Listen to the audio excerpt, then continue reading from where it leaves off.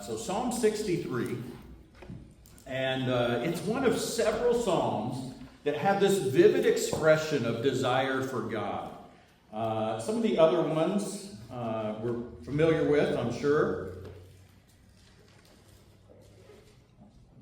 Look here.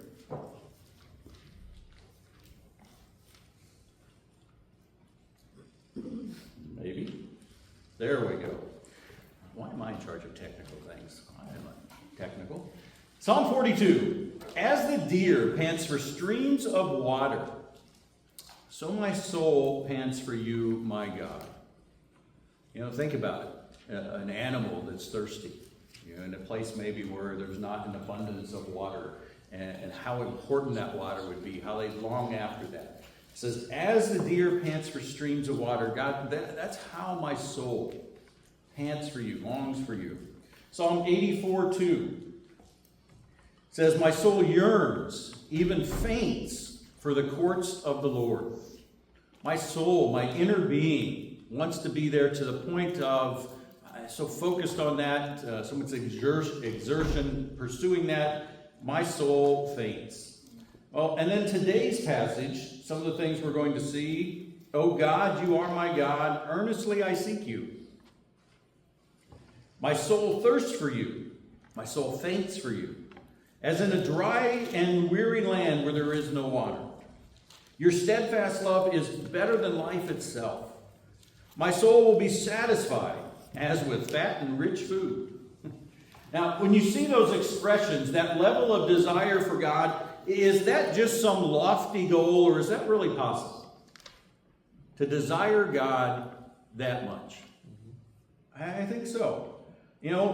But make a mental list of things that challenge our desire for God. Maybe even exceed our desire for God. And the first thing we might, our first reaction might be, well, I'm a Christian. There's nothing that, exceeds or challenges that. Well, we'd like to think that.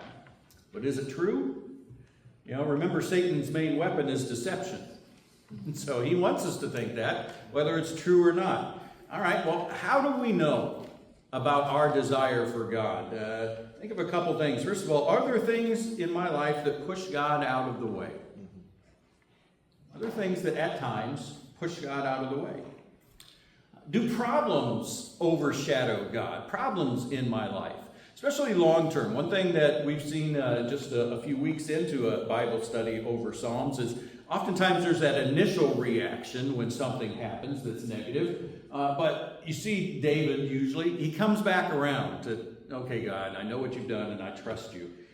So long term, do problems overshadow God? Because if so, whatever that problem's interfering with, if it's my financial stability, a relationship stability, some position that I want, some act that I'd like to see come about, whatever it is that problem's interfering with, it means I desire that thing more than God. I desire that financial stability more. I desire this relationship. I desire this position. Whatever it is, if that's overshadowing my desire for God, I desire it more. And so we're going to look at, and that's easy to do, I think we'd all admit. We're going to look at this idea, do I desire God as much as I think I do, or I should?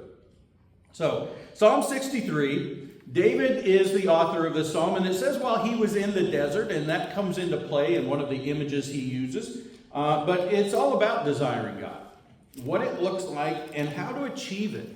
How to get to this level of desiring God this much. So Psalm 63, let's read through it first and then we'll break it down. It says, O God, you are my God. Earnestly I seek you. My soul thirsts for you. My flesh faints for you. As in a dry and weary land where there is no water. So I have looked upon you in the sanctuary, beholding your power and glory. Because your steadfast love is better than life. My lips will praise you. So I will bless you as long as I live. In your name I will lift up my hands. My soul will be satisfied as with fat and rich food, and my mouth will praise you with joyful lips.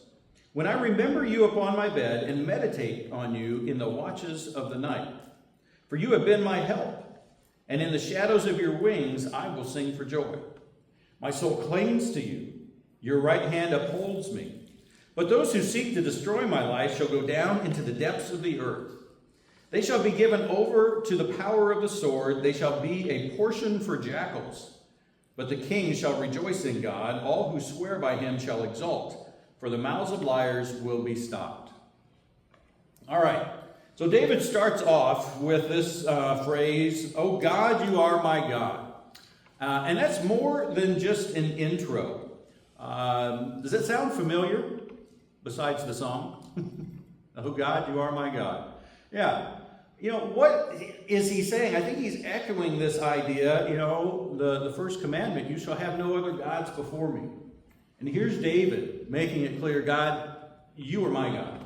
There are no other gods for me. You are my God." And the rest of the psalm is really one consequence of that.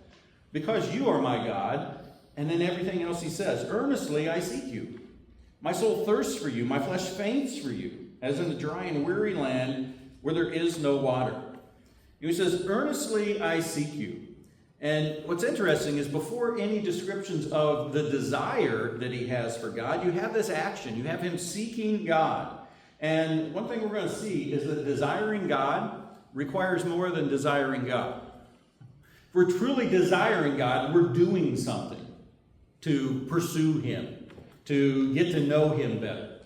Salvation is not by works, but it does take commitment. It does take actions to live out that commitment we made. So he says, "I seek you." And it's not like God is hiding, I'm trying to find you, God. But the point is, I seek to spend time with you, God. I seek to know you better. I seek to learn your will for my life. And then he says, "Earnestly I seek you." How much is earnestly? Well, look what he says. "My flesh faints for you, as in a dry and weary land where there is no water." Remember, David was in the desert at the time. So he's got that image, he's got that reality in mind. I know what it's like to be without water for a while. And boy, when you haven't had it and then you see it, and he's thinking, "God, that's how I am with you. Earnestly I seek you." And I thought about that. There's another phrase we'd like to be true. I'd like it to be true that I earnestly seek God. Is it true? Is it true? And here's one thing, and this is true anytime, but I want to remind us at this point, don't view that as an instance of bringing about guilt or shame. Like, "No, I don't. I'm such a terrible, worthless person." How about view it as an opportunity? To whatever degree I'm seeking God, I can probably seek him more earnestly. What would that look like? Boy, I want that. Don't feel guilty about not doing it. Look at the opportunity to do it, because guilt's a bad motivation. We've seen that. Verse 2, "So I have looked upon you in the sanctuary, beholding your power and glory." So follows, what he just talked about, of how he seeks after God. So he says, "I've looked upon you." There's an action. And so you see this cycle. He has an action, and then he has this feeling of desire. Then he has another action. But which has to come first? Our desire. I have to want to be close to God. I have to want to know him more. Then I do things that bring me closer to God, that get to know him more. And that increases my desire because I get to know him more. Like, wow, I want to know you even more. I want that to go on, and it continues, or it should. He says, "I've looked upon you. I'm beholding you," more than quick glances. He's focused on this in the sanctuary. So that one's important, because that means, if he's in the sanctuary, he's not alone. I suppose he's the king. He could, clear out the sanctuary and get some time alone. But I think what it's implying is when I'm there with other believers, this is what I'm doing. Beholding your power and glory. And I saw this and I thought maybe the reason we don't desire more is we don't know him well enough. We know God, and we could probably cite off some things. We know he's the creator. We know that he was involved with Jonah and the fish and things like. We know some Bible trivia facts, but how well do we know God? Who he is, what he's like. How much do I think about what he's done for me? Just the way he's worked in my life. And David says, I behold his power. I behold his glory. And that's key then. I want to get to know God more. Verse 3, because your steadfast love is better than life, my lips will praise you. So he just talked about God's power and glory. Here he talks about God's love. I see this combination so often in Scripture. God's control, his power and glory, he's in control, and his love. When you think about those two things, they can get you through whatever you face in life. If God was just in control and didn't love me, well, that wouldn't do a lot of good. And if he just loved me but wasn't in control, again, he'd have nice thoughts toward me but couldn't do anything about it. But God's in control, and he loves me. And we know that doesn't mean everything works out exactly the way I want. But it means God's in control. And I can trust that he is doing what he's doing out of his love. And so that can help us get through so much. Your steadfast love is better than life itself. Again, that sounds great. Is it true? Is that how I really feel about God's love? God, your love is better than life itself. And again, the test is here. He says, because your steadfast love is better than life, my lips will do what? Glorify. My translation says praise. Bless. Yeah. Bless. Okay. Yeah, praising God is what mine has, and so I looked that up. In some form, is the most prominent theme in Psalms. Over and over and over. And even here in this psalm, you see the idea of praising God 2 times. Blessing God, lifting up my hands, singing for joy, rejoicing in God, exulting. They all are very related. What does that look like? What's it look like to praise God? You tell me.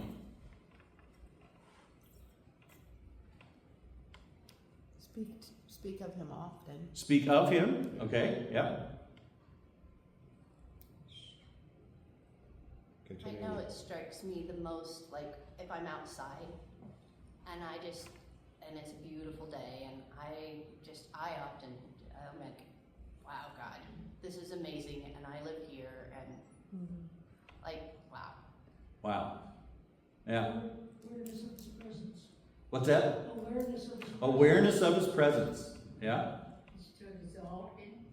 To exalt him. Again, what's that look like? Lisa talks about, and I do too sometimes outside, but I've shared the story about, being at the Promise Keepers and hearing the guitar player. Isn't that, praise God, like, wow. you enabled some great music, God, thank you. Singing, sometimes we do that. Listening, in conversation with others, so it can be a personal thing. It can be an interactive thing with others where we talk about it. Yeah, I think we need to be aware of it since the Bible talks about it so much. Partly being like aware of our God moments, right? There you go. We're sharing them, but the more you share, the more you recognize them. Yeah, you start to look for them. You realize they're there more often than we maybe have thought before.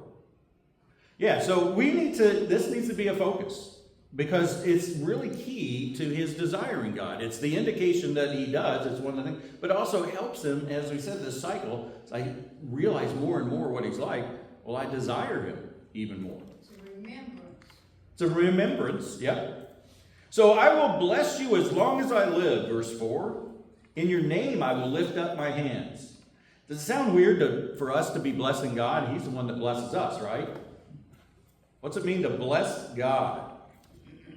Well, to bless in general means to desire or do good for someone or to someone. We ask God to bless us. We ask that you do good to us. Well, in this sense, we desire that good is done to God. Now, what's that look like? For God, the good being done is for his will to be done.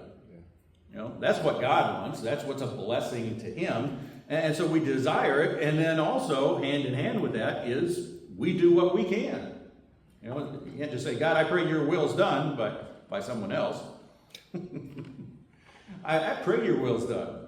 A lot of it is beyond me, but whatever's in my lane, my ability, my opportunity, I am going to do that. In your name I will lift up my hands. And remember, when the Bible talks about a name, it's like a reputation. It's who a person is. It's what they've done. It's the reason for our celebration. God, this is who I know you are. This is what I know you've done. And that's why I lift up my hands to praise you. My soul will be satisfied as with fat and rich food. Well, there's an expression of desire that maybe we can relate to. I think I saw the NIV said with rich food. But it's like the best of the best. This isn't just getting by. The disciples that day, they rubbed the grain between their fingers.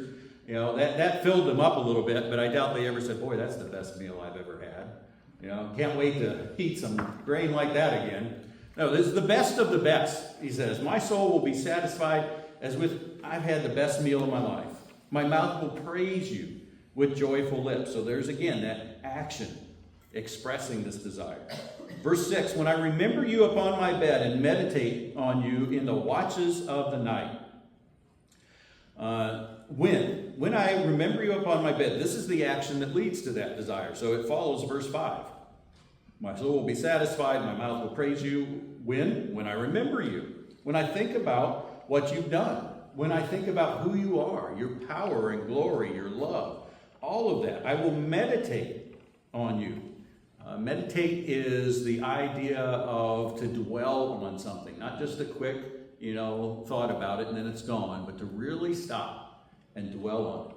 It's related to the idea of ruminate, and that cows do and other animals that chew their cud. They eat it once, they bring it back up, they get some more out of it. They eat it, that's it. Whatever we're thinking about, we don't just let it pass out of our mind real quickly.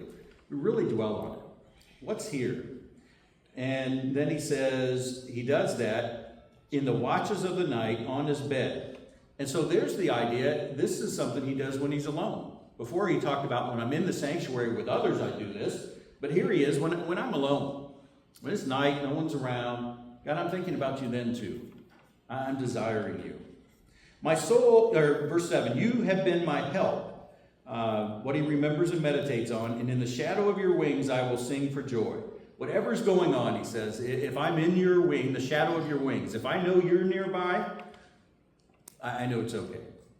Whatever it is, can be tough, can be difficult, may not like it, but ultimately he says, I know it's okay. Verse 8, my soul clings to you. Your right hand upholds me. If our soul has to cling to God, what's that bring to mind? What type of situation is it where we usually would think of, I need to cling to God? Oh, super pleasant. Yeah, it's probably not a pleasant. We should cling to God all the time, but especially when things aren't going real well. I'm going to hold on for dear life to you.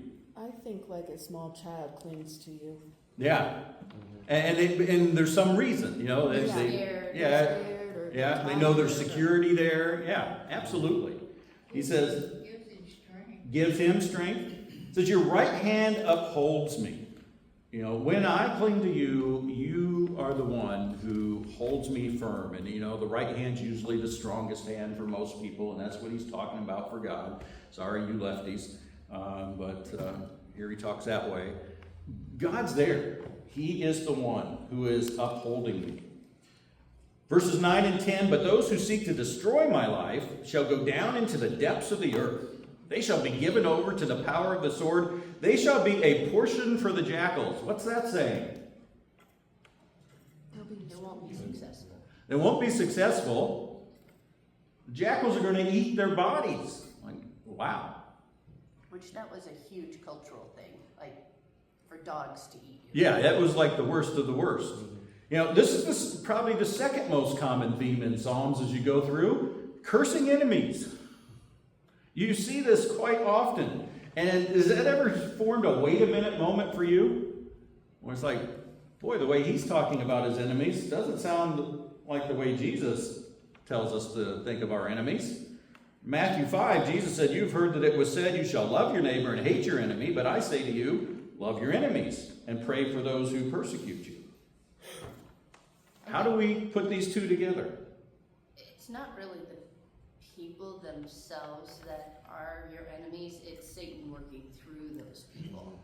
It is, but at this time, he's like, it's not Satan that's going to be eaten by jackals. There's one thing we have to realize here, that often, maybe always for Israelites, God's arrangement with them was different than his arrangement with us. One, because they were a physical nation. And David was the chosen king of God. So if someone's opposing David, they're opposing God. And it makes it clear when David refused to, lay a hand on Saul, even though, in one sense he would have been, right to do it. Certainly he would seem justified in doing it. He wouldn't do that. You're also, if you're opposing the king who is acting in a godly way, which means you're opposing God, you're putting the whole nation at risk. Remember when the Israelites came out of Egypt and they had that blessing and curse ceremony. And God said, here's what will happen, all these wonderful things if you're obedient to me. And here's what will happen, all these curses if you're not. Well, if someone's opposing God and opposing the king, they're threatening the whole nation. The whole nation can suffer because of that. And related to that, this is the nation the Messiah is going to come from. So enemies here, again, there's a difference between enemies of David and Israel in this sense and sort of the arrangement, the dynamic that existed, and for us. So we are to, it says there, love your enemies and pray for those who persecute you. It doesn't mean we, agree with them and hope their agenda gets accomplished. But we have a different dynamic there. That's not our problem, not our promise. Hebrews says, never will I leave you, never will I forsake you. And so the point is, we will face problems. We'll need to cling to God, pray about, but it won't always end up how we want. It's not always going to happen when or how. And then the last verse, but the king shall rejoice in God. So he's talking about himself here. All who swear by him shall exult, swear by God, for the mouths of liars will be stopped. I think what he's saying there, it's better to be on God's side. If you have to choose God and not God, you should choose God's side. That's where things work out the best. So again, this question we're looking at, do I desire God as much as I think I do, or should? Do I want to desire him more? As the deer pants for the water. I mean, that's a lot of desire. What stands in the way of us desiring God? And I think a few things. First of all, desiring God sometimes is too much work. If desiring God was just a feeling, I desire you, God. Okay. But look what he says. Earnestly I seek you. That's doing something. At the very least, getting into God's word, spending time with him in prayer, thinking about, maybe journaling, what has happened. I have looked upon you in the sanctuary. Well, I've met with God's people. And, together we've looked upon you. Beholding your power and glory. I've stopped and thought about it. When I remember you upon my bed. So there he is alone. So when I'm with God's people, I take the time to be with God's people. And I focus on you. When I'm alone, I remember you. I meditate on. I don't just give it a quick thought. I stop and really think about who God is and what he's done, how it's impacted my life. A real key for this, because it's so easy for good, this is a key to do because it's so easy for good and bad to overshadow God. Both the good times and the bad times. Why is that? Why can good times and bad times both overshadow God? What happens when things are going well? We don't search him. Yeah, I can get along without God now. What happens when things are going bad? It should drive us toward God, just like the good times should still drive us toward God. God, I'm so glad for what's happening. And the bad times, God, I need you. But sometimes it causes us to draw away. It overshadows God. Is God better than any good thing? Yeah. Is God bigger than any bad thing? Yes. Yeah. Those are the facts, and that's what we have to focus on, dwell on, meditate on. But we have to know him well enough. I have to know just how good God is, that he's better than the good things. He's bigger than the bad things. And if I don't know him well, it's not going to work. So desiring God takes a lot of work. Desiring God, another problem, I think, is too vague. It's too vague to know if I do and be motivated to do, because what does desiring God look like? If we don't really stop and think about it, we can just think, desiring God. Yeah, I think I do. What's it look like? And it is desiring to know and do God's will. You know, to get into his word, to see who he is, what he's done in the past, to stop and think about what he's done in my life, and desiring him then to work in my life. Then, God, I want you to be a part of my life. I want you to guide me, and that means surrendering, because the way God guides us might not always be the way we'd like. He may have a different plan in store, and that's what might make us less motivated to desire God. You know, we might want a relationship with God that's comfortable. I like a comfortable relationship, God. You know, I give you some time, you show me some favor, and we'll be good.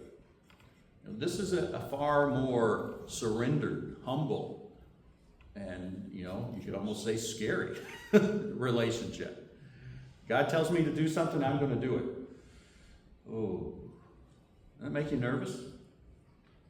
In one sense, I think it should. You know, if we're that open that, God, I'll do whatever it is you want me to do, even if it's not what I would really like to do. Yeah, and so it's too vague until we get specific and realize just what it means to desire God. It means not just some vague thought. I desire to be close to God. I desire to know his will. I desire to do his will. And then also, another thought came to mind. Desiring God is too confused. Not confusing, but confused. We have the wrong idea. Often I desire God is followed by to do this in my life. I desire that God would, do such and such. That's not desiring God. That's desiring God's power at my disposal. God, would you do this? Would you do that? There's nothing wrong with praying for God to act, but what balance does Jesus give us in the garden? Your will be done. Yeah, not my will. In other words, here is my will, God. Here's what I would like to see happen. God has no problem with us saying that. But not my will, but yours be done.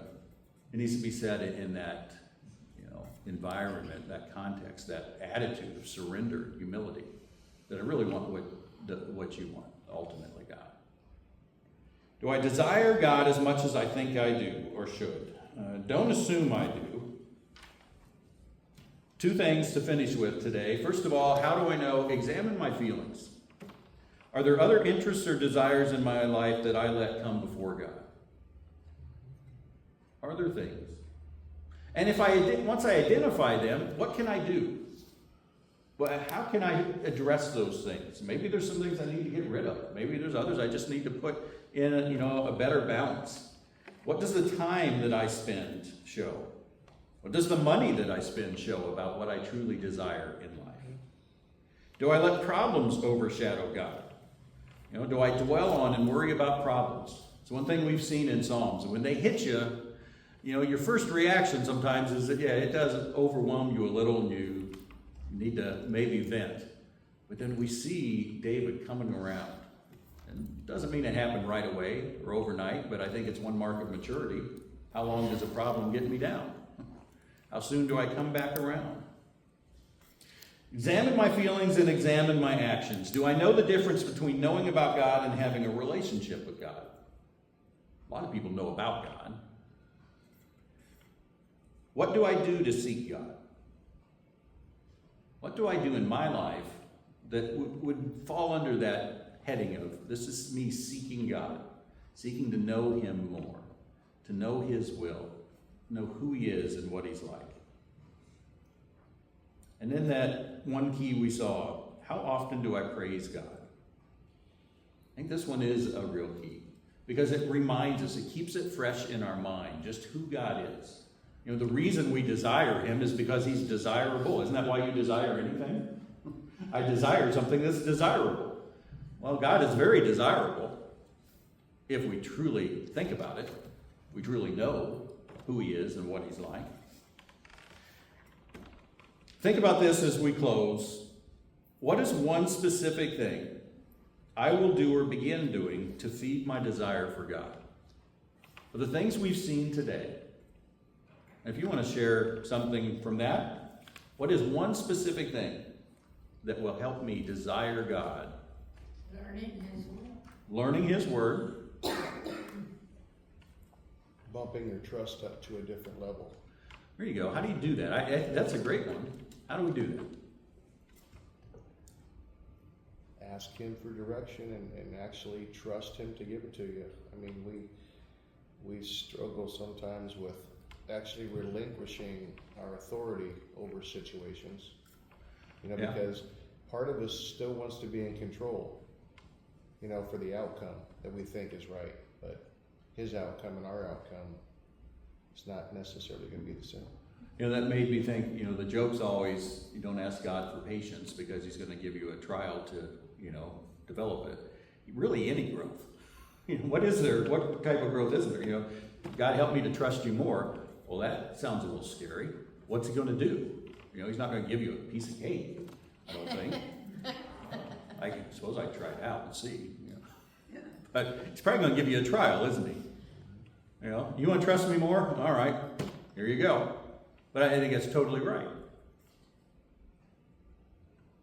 What other specific thing to help me desire God more? Spend more time. More time? And prayer and study and more time with him. Okay. Is that what you said with prayer? We do all these things alone?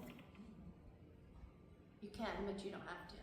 I'd say it needs to be both, right? We saw David, you know, on his bed at night, but also in the sanctuary.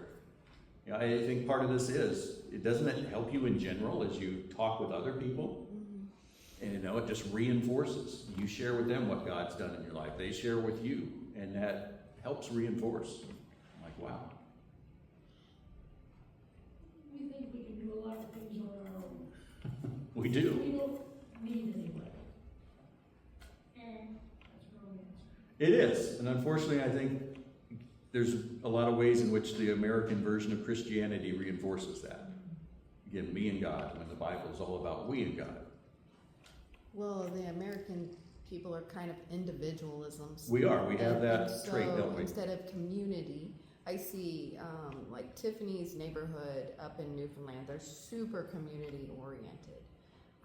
We don't always have that in our like our neighborhood is not like that so much. But and then I think, but could you be the catalyst to change it? You know, it only takes one person really, if you want to put the time in. I agree. It's something we have to work at more than other cultures do. Yeah. And then you get the people that they don't want you to, so. But you can use those people as an excuse to not. Or you can just say, I'm going to do it anyway. Yeah. Well, there you go. Yeah. All right. Well, once again, this is one of those ones, as I read through this, it's like we all like to think we desire God, but what's it look like? That's when you know whether I'm really doing something, is when you break it down. What's it look like? All right, am I doing those things? Am I expressing it through actions? Am I praising God? Find one thing, take with you today. That this is what I'm going to do to help me increase my desire for God. Let's pray.